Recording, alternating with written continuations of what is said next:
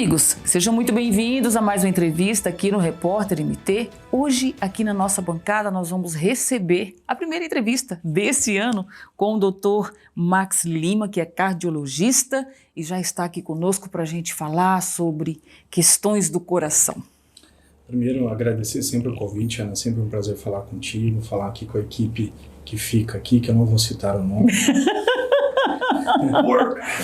Mas é sempre um prazer falar sobre cardiologia, seja preventivamente ou quando a gente tem alguma questão maior para a gente esclarecer para a população. Nessa sua primeira participação aqui desse ano conosco, Dr. Max, nós convidamos o senhor para a gente entender um pouquinho o que é que aconteceu com o nosso querido artista cuiabano,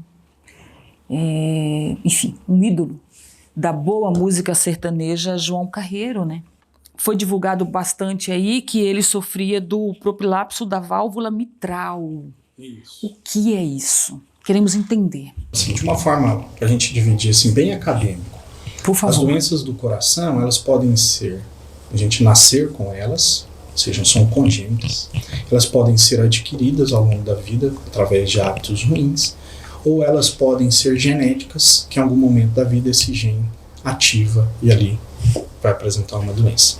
O prolapso da válvula mitral, ele entra, pode ser por congênito, que é o mais comum, que é a degeneração mixomatosa, e no Brasil ainda existe uma entidade chamada febre reumática, que é muito comum, que estraga a válvula mitral também, mas na maioria das vezes ela gera um aperto dessa válvula. E o prolapso, ele se caracteriza por uma válvula frouxa. Então o prolapso, no caso dele, pela causa mais comum, que é a degeneração mixomatosa, esse arcabouço da válvula, ou seja, toda aquela estrutura de válvula, que eu vou explicar o que é, fica comprometida e pode gerar uma insuficiência, ou seja, um vazamento discreto, mínimo, discreto, moderado ou grave de sangue para outra câmara cardíaca.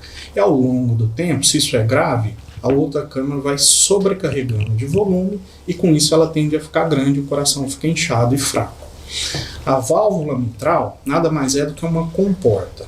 Para quem está nos assistindo e quem lembra dos filmes de faroeste, ela é dessa forma mesmo. Ela faz este movimento e ela é presa no coração através de músculos e cordas. A degeneração mixomatosa, o problema está lá na válvula mesmo. Ela vai estragando ao longo dos anos. Nem todo mundo que tem prolapso vai necessitar de cirurgia. É raro. O prolapso da válvula mitral, as estatísticas mostram, são variadas, mas 3 a 5%, tem estudos que até 10%. E a maioria a gente vai descobrir no exame de rotina, vou fazer um check-up.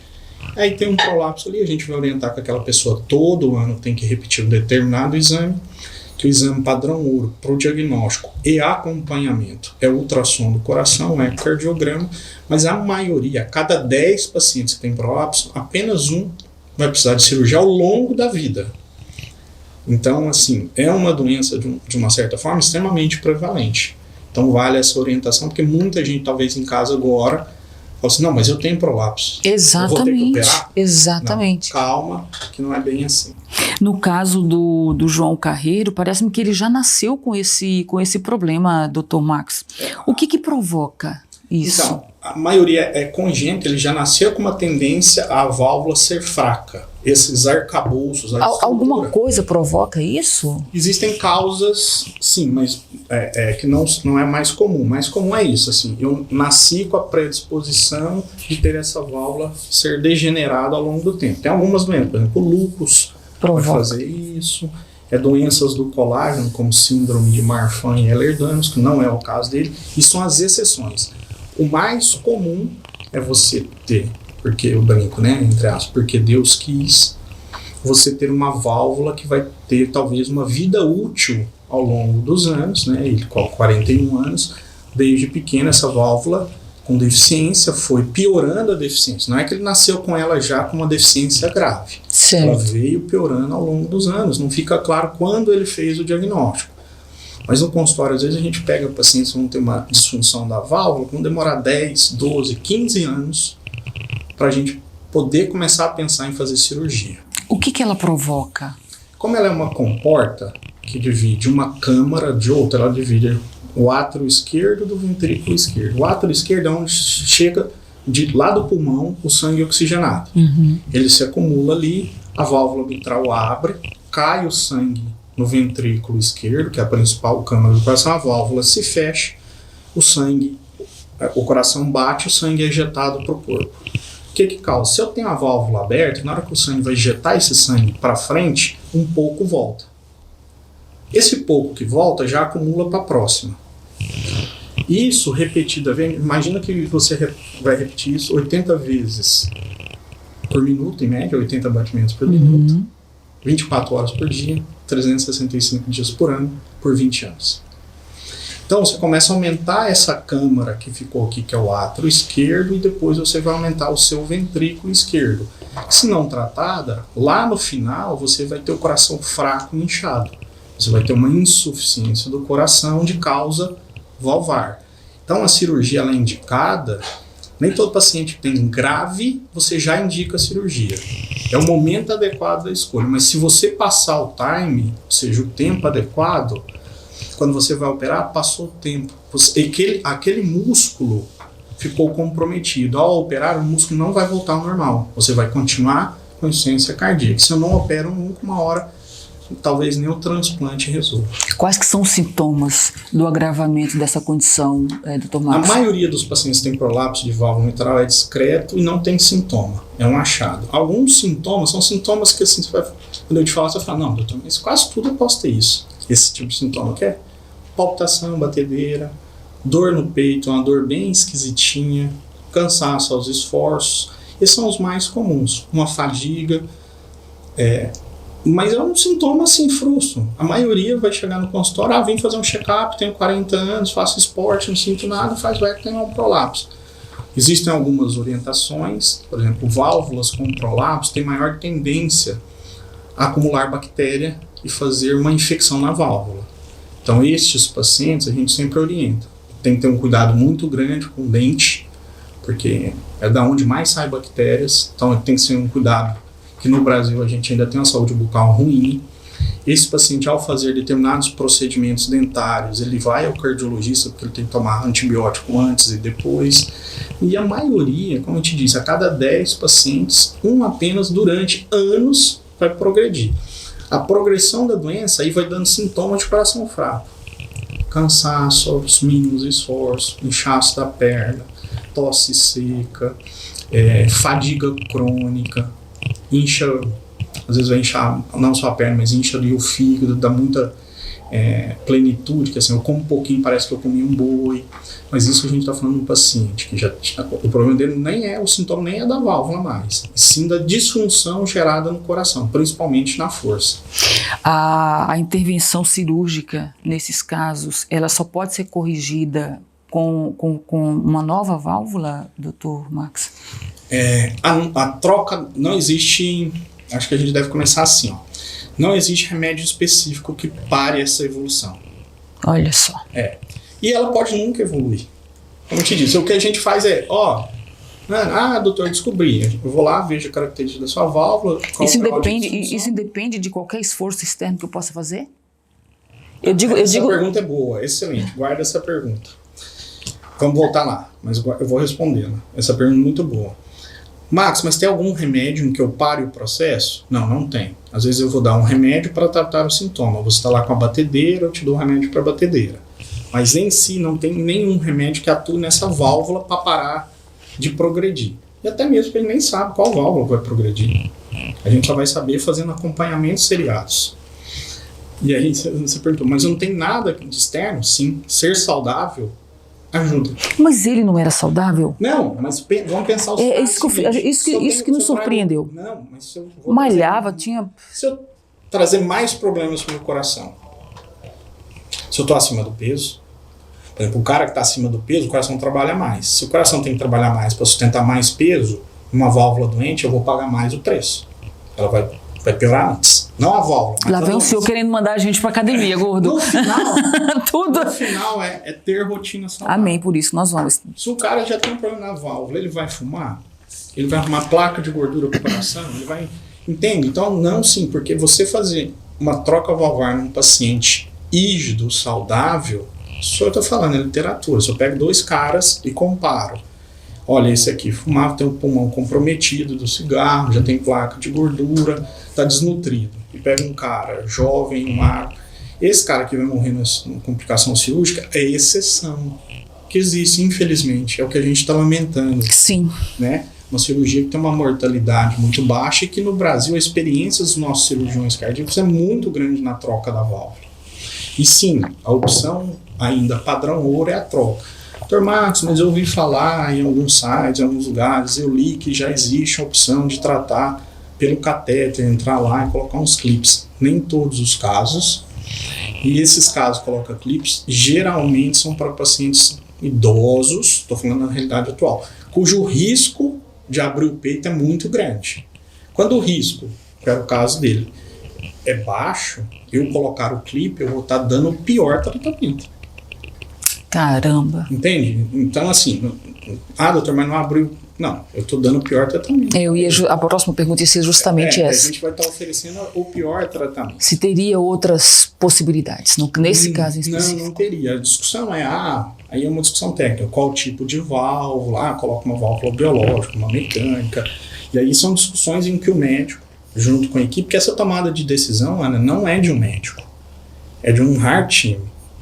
Então, o clínico, tá eu, Dr. Max, tá meu cirurgião cardíaco da minha equipe, tá meu hemodinamicista, tem 4, 5 pessoas, o ecocardiografista, que toma essa decisão. Porque a gente acompanha de muito perto esse doente. Muito perto mesmo. Quando a gente acha que está próximo de operar, como eu disse, nem todo doente que está grave a gente vai operar naquele momento. Porque às vezes ele não tem ainda indícios que eu preciso intervir. Porque se eu intervir ali agora, eu vou piorar ele. Então a gente vê esses pacientes assim, a cada 3 meses repete exame. Quando o paciente está melhor 6, tem paciente que é ano. Então eu tenho certeza, os meninos de Mato Grosso são muito competentes, essa tomada de decisão, inclusive pela época que foi operado. Sem nenhuma comorbidade, pronto para operar uma cirurgia eletiva. E escolheu provavelmente o começo do ano por causa das férias. Exatamente. E para dar tempo de voltar e fazer show já ali para janeiro, fevereiro, para fevereiro, março, está fazendo show novamente. Dr. Max, é claro, o senhor não teve acesso ao prontuário, nem tampouco ao histórico desse paciente, né, do João Carreiro. Mas é um especialista, e aí, por isso que eu vou perguntar. No caso dessa cirurgia, o que deu errado? Poxa, é difícil assim. O que pode dar errado? Nessa eu não sei, mas o que pode dar errado? Poxa, eu não sei o histórico, mas vai que ele já tinha realmente o coração um pouquinho mais fraco. Você pode fazer uma pressão alta na artéria do pulmão, ou já ter uma pressão alta na artéria do pulmão, isso ali piora o quadro. Se você pode fazer naquele momento ali, não só pela cirurgia, mas por tudo que envolve a cirurgia, o coração faz um choque cardiogênico, ou seja, o coração ele não bombeia, ele dá uma rateada, ele dá um motor, como se fosse motor mesmo. Não pega no tranco e vai. Pode ser um sangramento excessivo, um choque hemorrágico, que é mais raro, mas pode acontecer. Mas volto a falar, é uma cirurgia que, assim, por exemplo, minha esposa é cardiologista, mas ela não conhece o João Carreiro. Sim. Não é nada ligado ao mundo sertanejo. Eu falei, nossa, morreu um menino daqui, super famoso, cantor sertanejo, então fui trocar a válvula mitral. Ela, não, mas ninguém morre trocando a válvula mitral. Sabe por quê? Porque a gente sabe que a mortalidade é muito baixa. Ele deve ter, coitado. E a família sabe disso. E os médicos também lá, né? Uma dessas exceções que podem acontecer é que a gente intervém, mas nem sempre se intervém vai dar resultado positivo, infelizmente. Mas uma desses 4 cenários é os mais possíveis de ter acontecido, que são complicações de uma cirurgia que a maioria das vezes a gente consegue inclusive reverter. E quando você faz a cirurgia, você vai para uma unidade, uma terapia intensiva específica em gente que só vê pós-operatório de cirurgia cardíaca, cardiologistas, intensivistas, mas que só veem isso. E se tiver intercorrências que são monitoradas, um paciente de cirurgia cardíaca, o pós-operatório nas primeiras 6 horas, a gente é tarado pelo doente. Eu fui chefe 12 anos de pós-operatório, eu vi milhares de cirurgias passar na minha mão. Você fica assim, tarado. Você vê assim, vários parâmetros várias vezes por horas. Assim, as primeiras 12 horas, as primeiras 4, 6, 12 horas são assim, Você vê exame de sangue quase hora a hora, você vê dreno hora a hora, você vê eletro, você vê, sabe assim, é um avião. Você começa a fazer checklist de tudo, assim, sabe? E por quê? Você está buscando antecipar qualquer evento, e se um evento tiver, está toda a equipe preparada. É por isso que entra, assim, sabe, foi uma fatalidade. Eu não tenho como provar, mas assim, eu conhecendo o pessoal de lá, sabendo como é que funciona um pós-operatório, como é que é a evolução de uma doença. Diferente se a gente estivesse falando aqui de uma senhora de 80 anos que foi trocar a válvula mitral já com disfunção do coração. Aí, a gente tem score para isso de cálculo. Não, a mortalidade dela era 20%. Ela morrer era esperado. Ele, não. Pois então é. entra nas fatalidades. Que eu acho que como orientação é que talvez quem assuste em casa, poxa, eu tenho prolapso, vou ter que operar. Não. A cada 10 pessoas que têm prolapso, apenas uma ao longo da vida vai necessitar de cirurgia. Max, o que eu posso fazer? Seja saudável. Porque qualquer coisa, você sendo saudável, você aguenta mais o tranco. Você tem que ter menos problema na vida quando você vai passar por uma cirurgia cardíaca. Concorda? Então, Sim. assim, pô, se eu tô no shape, se eu tô fazendo exercício, se eu não tô fumando, se eu como certo, se eu não bebo, tá? Eu tenho um corpo preparado. Seja para qualquer doença e para qualquer cirurgia. Seja ela pequena, média ou grande. Um organismo fortalecido. Sim. Me diga uma coisa, Dr. Max, isso nos chama a atenção também para as doenças do coração. Sim. Quais que são as doenças, pelo menos as principais doenças do coração, que necessita de implantações de válvulas? Tá. Então vamos ser bem acadêmicos. Ó, Por doenças favor. do coração, a gente pode ter doenças que acometem o músculo do coração, doenças que acometem os vasos do coração, doenças que acometem as válvulas e doenças que acometem o sistema elétrico. Certo. E tem as congênitas que podem bagunçar tudo isso. Certo? Doenças do músculo do coração são raras, graças a Deus, mas elas não necessitam, na sua maioria das vezes, de cirurgia. Existem alguns remédios, existem marca-passos especiais. As elétricas têm remédio, tem procedimentos onde eu vou lá e queimo as arritmias ou coloco marca-passo. As que mais matam são as que acontecem nos vasos, que é o infarto. Então essa está relacionada diretamente à doença que mais mata no Brasil e no mundo, certo? Essas aí que eu tenho interferência mais direta possível, que é o meu estilo de vida e a minha rotina. Então a gente foca nela. E das válvulas, nós temos 4 válvulas. A mitral, a aórtica, a pulmonar e a tricúspide. Cada uma todas têm a mesma função. Separar uma câmara da outra. As mais acometidas são a mitral e a aórtica. A mitral, a principal causa não é a degeneração. No Brasil ainda é febre reumática. Que foi o que você acabou citando lá no início. Mas ela também pode deixar a válvula insuficiente. Insuficiência é não fechar. Ou ela pode deixar a válvula dura, que aí o nome é estenose da válvula. E você pode ter as duas coisas. Então no Brasil se opera muito reumático. É uma doença praticamente que só existe no Brasil. Por quê? Porque é um país pobre. Ponto. Você não tem reumático nos Estados Unidos. Então, os cirurgiões brasileiros têm muita experiência em trocar válvula. Muita válvula mitral. Muito. Então, assim, isso eu tenho certeza. São meninos que têm a mão boa para operar. A válvula aórtica. Você pode ter doenças da válvula que você nasceu com uma válvula já estragada também. Não estragada, mas congenitamente, ao invés de você nascer com essa porta, que no caso da válvula aórtica tem que ter 3 folhas, com 2 folhas. Ao nascer com 2 folhas, ela pode, não necessariamente vai, ao longo da vida, estragar ou gerar um aneurisma na aorta. É uma cirurgia, troca valvular aórtica. Ou o envelhecer. O envelhecer, essa válvula vai ficando dura. Então, mas aí a gente está tratando a população geralmente acima de 70 anos, e aí a gente pode trocar a válvula, e nesses casos, hoje não. Nos últimos 20 anos cresceu-se muito a tecnologia de abordar via perna, ou seja, eu passo uma prótese pela perna, vou lá e substituo essa válvula. Um procedimento feito aqui em Cuiabá. Seguro. Faz baixo risco. Existe risco? Existe, mas baixo risco, principalmente porque a gente está lidando com uma população, na maioria das vezes, de alto risco. Porque tudo é assim. O que a gente faz o Heart Team? Pega tudo que eu tenho aqui de exame, doente e tal, eu calculo e jogo num score de risco. Qual o risco desse paciente durante a cirurgia ter morte, AVC, alguma complicação maior, sensacional? A gente calcula isso. Tá. Esse paciente é de muito alto risco cirúrgico. Então, a prótese, hoje é sabidamente talvez a primeira escolha para esse cara. O de moderado e baixo risco, está se entrando nessa discussão. Moderado já, talvez a válvula na perna está pau a pau com o aberto, e no baixo risco o peito aberto ainda ganha. Então, são essas cirurgias. Nas crianças, nos congênitos, que é mais comum ter problema lá na válvula tricúspide, é uma doença congênita, e na válvula pulmonar também. Mas aí são crianças, em que aí é difícil trocar. É possível, na maioria das vezes entra com um catéter e expande a válvula. Resolve-se ali o problema. E na válvula mitral, existe um procedimento, mas não para degeneração, mas sim para estenose, que a depender das características daquela estenose, você consegue adiar a cirurgia. Você entra com um balão e expande a válvula, rasga ela. Porque ela está tão fechadinha que na verdade você precisa rasgá-la. Aí você rasga e acompanha, às vezes o paciente consegue ficar 10, 15 anos. Porque tudo que a gente faz em termos de válvula é operar o mais tarde possível na vida. Porque se você troca uma válvula, provavelmente você vai ter que trocá-la ainda. Quando é muito novo, você vai ter que retrocá-la ao longo da vida.